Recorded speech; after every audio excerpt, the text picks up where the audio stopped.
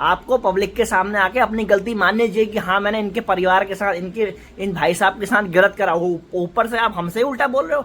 उल्टा चोर कोतवाल को डांटे वाली बात मत करो। गलती मानो, एक्सेप्ट करो। आप हम लोगों से खा रहे हो, हम लोगों के पैसे से आप लोग अपना कारोबार कर रहे हो, ठीक है। इस बात को समझो। आप हमारे पैसे खा के, हमारे पैसों से कारोबार करके हमें मत बताओ। इस बात को ध्यान रख लेना। बार बार ऐसे बदतमीजी मत करना। तो उस दिन भी बोला कि गलत कर रहे हो, बिहेव गलत कर रहे हो, वीडियो मत बनवाने दो। फिर आज भी बोल रहा हूँ कि तुम गलत कर रहे हो, तुम्हारे वहां हम तो नहीं आएंगे। देखना, जो इस वीडियो से अवेयर होगा वो नहीं आएगा। और क्यों आए? अपने पैसे देने के बाद तुम लोग उसके साथ ऐसी हरकतें करते हो, तब आएगा वो तुम्हारे वहां। प्यार से बोलना चाहिए ग्राहक के साथ। मैं भी दुकानदार हूँ, आदमी से प्यार से बिहेव करना चाहिए। जय उत्तराखंड।